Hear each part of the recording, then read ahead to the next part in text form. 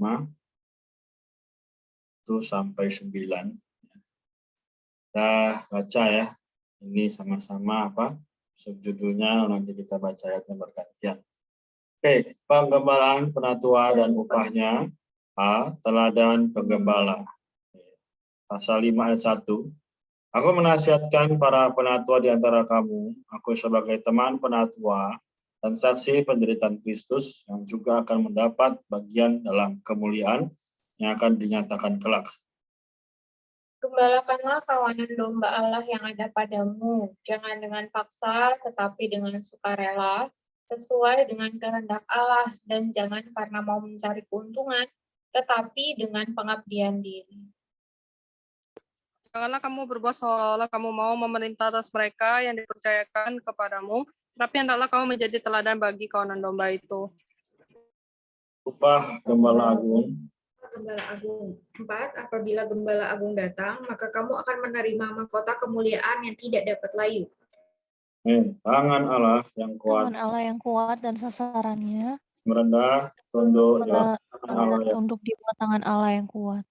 Demikian juga, hai orang-orang muda, tunduklah kepada orang-orang yang tua, dan kamu semua rendahkanlah dirimu seorang terhadap yang lain. Sebab Allah menentang orang yang congkak, tapi memberi anugerah kepada orang yang rendah hati. Amin. Karena itu, rendahkanlah dirimu di bawah tangan Tuhan yang kuat, supaya kamu ditinggikannya pada waktunya. Serahkanlah segala kekhawatiranmu kepadanya, sebab ia memelihara kamu. Sadarlah dan berjaga-jaga. Lah, lawanmu si iblis berjalan keliling sama seperti singa yang mengaum-ngaum dan mencari orang yang dapat ditelan. Lawanlah dia dengan iman yang teguh, sebab kamu tahu bahwa semua saudara seimanmu di seluruh dunia menanggung penderitaan yang sama. Tuhan, ya, dari 9 ayat ini, saudari-saudari, ya, kita bersyukur bahwa bagaimanapun kondisi kita, ya, Tuhan terus berbicara. Oke, dari 9 ayat ini, ada yang mau bagi nikmat duluan sebelum saya menyampaikan? Aku terkesan sih yang tadi itu, serahkanlah kekhawatiranmu kepada Tuhan sebab ia memelihara kamu. Ayat 7. Iya, ini menguatkan sekali ya. Ada di dalam segala kondisi kita gitu ya, ada baik atau buruk gitu, ada apapun gitu ya, kita perlu menyerahkan segala kekhawatiran kita kepada Dia gitu. Ini mungkin cukup susah ya, gimana caranya Tuhan gitu kan, khawatir kita ya cuma kita doang yang tahu gitu loh, karena kan orang lain nggak bisa merasakan kekhawatiran yang kita rasakan, karena nggak yang ngalami itu cuma kita gitu, yang ngalami itu cuma diri sendiri gitu. Terus kan ini kan hal yang sulit ya gitu. Gimana Tuhan caranya serahkan orang khawatir gitu, gimana ya? Tapi justru karena Tuhan tahu gitu kita khawatir, maka kita perlu menyerahkan kekhawatiran kita kepada Tuhan. Kita harus ingat gitu ya, ada misalkan sesuatu yang besar di depan, ada hal besar atau hal yang menekan atau hal yang apapun gitu ya di depannya. Hal itu ada gitu. Memang untuk supaya kita tuh bisa bertumbuh gitu. Tapi juga kita jangan takut karena Dia yang memelihara kita. Melalui ayat ini juga aku kembali dikuatkan sih akan ada suatu hal yang besar di depan aku ya, yang membuat aku tuh benar-benar khawatir, benar-benar kayak sedih, terus benar-benar sangat ya it hits lah gitu ya. Tapi dari ayat ini malam ini kembali lagi dikuatkan gitu bahwa aku tidak perlu khawatir karena Tuhanlah yang memelihara. Amin. Amin. Memelihara Tuhan. Lagi? Amin. Aku menikmati di ayat 8 dan 9. Sadarlah dan berjaga-jagalah, lawanmu si iblis berjalan keliling sama seperti singa yang mengaum-ngaum dan mencari orang yang dapat ditelannya. Lawanlah dia dengan iman yang teguh, sebab kamu tahu bahwa semua saudara seimanmu di seluruh dunia menanggung penderitaan yang sama. Nah, hari ini iblis itu nggak berhenti untuk mencari mangsa gitu. Dia terus berjalan keliling, bersiap-siap untuk mencari mangsa yang dapat ditelannya. Nah, hari ini kita juga perlu menjadi orang yang sadar dan terus berjaga-jaga. Sadar artinya adalah membiarkan pikiran kita jernih Terus berjaga-jaga seperti di dalam peperangan. Katanya nggak boleh lengah. Karena ya iblis nih sedang berkeliling mencari mangsa. Dia sedang mencari mangsa dengan cara menipu kita dengan tipu dayanya. Ya seringkali dalam pengalamanku juga aku jadi orang yang kurang berjaga-jaga, seringkali juga terlena terhadap dunia, mungkin hal-hal yang menarik, sehingga membuat aku juga bisa jadi mangsanya si iblis itu. Tapi puji Tuhan melalui firman hari ini juga terus diingatkan supaya bisa menjadi orang yang lebih berjaga-jaga lagi, lebih siaga supaya bisa melawan si iblis. Nah, tadi dikatakan kita bisa melawan iblis itu hanya dengan iman kita kepada Tuhan. Puji Tuhan.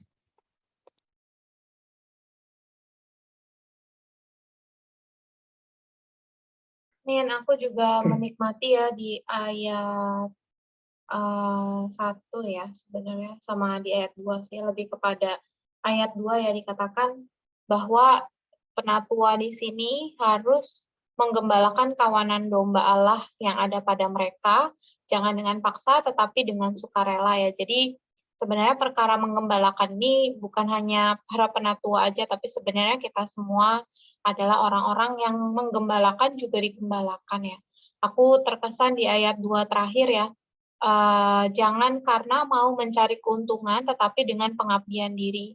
Jadi hari ini penggembalaan kita terhadap orang atau kita digembalakan ini bukan karena ada satu keuntungan bagi diri sendiri, tapi karena memang ada satu perkataan dari Allah membawa kita itu mau ya dengan rela menggembalakan, baik itu terhitung di hadapan manusia ataupun tidak terhitung di hadapan manusia ya, karena hanya Allah yang tahu apakah kita benar-benar mau menggembalakan orang-orang yang Tuhan percayakan kepada kita ya, karena sebenarnya ketika kita menolak untuk menggembalakan orang, ya Tuhan akan ambil domba-domba itu daripada kita dan menyerahkannya kepada orang lain yang menurut Allah itu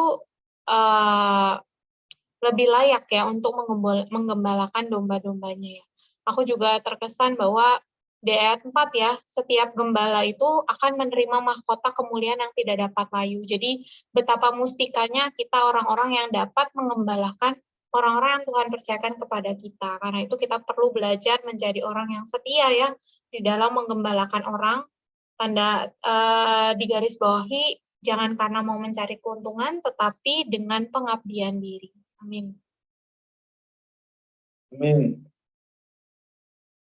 Amin. Ya, itu juga bagus ya. Aku juga terkesan ya bahwa dalam hal menggembalakan domba yang Tuhan percayakan kepada kita itu kita tidak perlu mencari keuntungan gitu. Dan puji Tuhan ya, semua kita di sini orang-orang yang emang dengan sukarela gitu, karena kita adalah para penggembala itu. Terus di ayat 3 juga aku terkesan gitu, bahwa kita saat menggembalakan domba kita itu kita nggak boleh kayak lebih tinggi gitu daripada domba-domba kita gitu. Kita ngerasa kayak kita harus memerintah mereka gitu. Ini adalah pesan yang baik gitu, bahwa kita nggak boleh berbuat demikian gitu. Tapi katanya kita harus jadi teladan buat kawanan domba kita. Jadi di sini aku nangkepnya bahwa kita dan domba kita itu setara gitu. Terus aku juga tadi terkesan sih sama yang dinikmati oleh Maria yang ayat 7, bahwa kita harus menyerahkan segala kekhawatiran kita. Semua orang punya kekhawatiran gitu. Aku punya kekhawatiran aku sendiri, aku punya kekhawatiran tentang masa depan aku, besok aku gimana.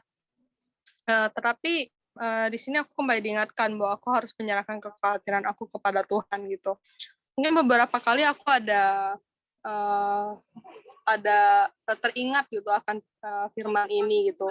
Aku suka kadang menyerahkan, Tuhan aku mau khawatir, karena aku tahu segala kekhawatiran aku ini pasti Tuhan bakal nolong aku gitu.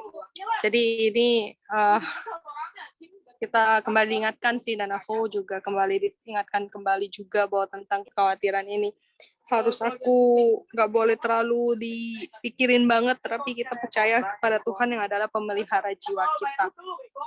Terus ini juga ini sih apa ya 9 ya, berjaga-jaga. Apalagi kan jangan sampai segala hal yang terjadi dalam diri kita itu membuat kita lengah gitu, sehingga iblis ada celah untuk membuat atau menguasai diri kita gitu. Tapi kita harus jaga-jaga di sini. Terus yang aku nikmati. Amin. Amin. Amin. Oke, baik ya. Jadi semua sudah share, saling menguatkan, saling mengingatkan. Jadi saya bagiannya hanya menambahkan saja. Jadi dari 9 ayat ini ya, betul bahwa bagaimana kita sebagai orang yang telah diselamatkan tidak cukup hanya menjadi sekedar selamat aja, tapi perlu adanya satu hati seperti siapa ya, Simon ya, Petrus ya, ketika Tuhan bertanya, kita mundur sedikit dalam Yohanes pasal 21 ya, Simon, apakah engkau mengasihi aku ya? Sampai 3 kali ditanya ya, lalu Petrus menjawab, engkau tahu bahwa aku mengasihi engkau. Jawaban Tuhan apa? Gembalakanlah domba-domba. Berarti ini adalah bukan hanya bagi satu orang saja atau bagi orang yang telah memiliki jabatan. Justru kita semua memiliki jabatan, yaitu apa? Imamat yang rajani. Ada di mana? Dalam 1 Petrus pasal yang kedua, ayat yang 9. Ya. Bangsa yang terpilih, imamat yang rajani, bangsa yang kudus, umat Allah sendiri. Supaya memberitakan perbuatan-perbuatan yang besar dari Dia yang telah memanggil kamu keluar dari kegelapan kepada terangnya yang ajaib. Jadi sekali lagi memang inilah our job, ya, our task. Ya. Bagaimana Kristus betul-betul mendambakan setiap orang itu berfungsi, setiap orang memiliki kedambaan. Ya. Dari pasal 5 ini Petrus betul-betul menyadari dan dia memberitakan ya, pada kita hari ini, yaitu bagaimana supaya dalam hal apapun juga kita tidak lagi melihat kepada diri sendiri, tapi kepada Kristus. Ya. Bagaimana Dia adalah Gembala Agung, ya.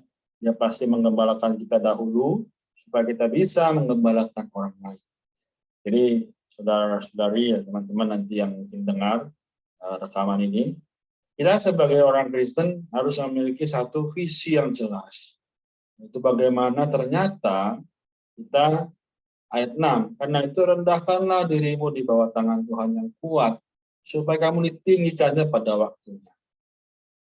Jadi kalau hari ini kita tidak merendah, kita tidak taat, bahkan kita tidak ikut kepada setiap kehendaknya, jangan menyesal kalau kita tidak ditinggikan pada waktunya.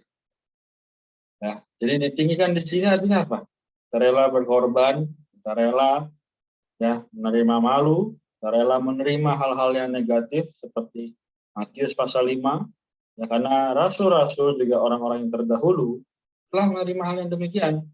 Bisa hari ini kita memberitakan Injil, ya, kabar kasih karunia, keselamatan, mungkin mereka acuh tak acuh, ya, mungkin orang yang kita bicara dia tidak mau mendengar atau bahkan berkata saya nggak butuh, saya nggak perlu. Ya, itu semua adalah bagian dari bagaimana seorang gembala. Ya, ketika menggembalakan domba, mungkin dombanya nggak mau makan. Ya. Mungkin dombanya juga sudah rabun, ya, karena kan domba itu hewan yang paling lemah. Jadi sekali lagi memang perlunya hati yang lapang. Ya, karena itu tadi juga ayat 7. Jadi segala kekhawatiran ini bukan hanya sekedar kekhawatiran hidup. Tapi kekhawatiran adalah kekhawatiran saya nggak bisa didengar, saya nggak bisa dihargai, begitu ya. Memang pasti demikian, karena ada apa? Pikiran manusia yang masih bekerja. Nah, jadi ayat 9, lawanlah dia dengan iman yang penuh.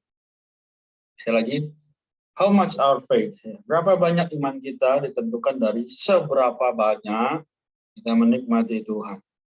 Sebab kita tahu bahwa semua saudara seiman di seluruh dunia menanggung penderitaan yang sama. Jadi alangkah baiknya kita tiap hari, tiap saat boleh menginjil ya secara online misalnya. Kita update status, kita berikan kepada teman kita yang kita tuju. Semoga mereka juga mendengar, juga mau hatinya lembut ya, supaya apa? Supaya Tuhan dapat menyelamatkan mereka seperti Dia menyelamatkan kita. Ya, dulu mungkin kita nggak layak, dulu mungkin kita juga dari latar belakang yang bagaimanapun, tapi Tuhan sampai hari ini menjaga, dalam hidup gereja, dalam kehidupan rohaninya. Oke, saya rasa kita sudah cukup ya. Jadi dari pasal 1 sampai pasal 5 ayat 9 ini, kita sudah melihat begitu banyak teladan yang Petrus lakukan dalam hidupnya pada kita, sehingga hari ini kita bisa meneladaninya. Oke. Semangat yang terus membara, ya, juga rela disesah dalam berbagai situasi, juga kita dengan berani berkata bahwa kita adalah rasul. Karena kita adalah yang diutus dalam dunia ini untuk menyelamatkan orang-orang lain. Oke, saya rasa cukup sampai di sini. Kita sudah ya, jadi nanti kita akan jumpa lagi esok.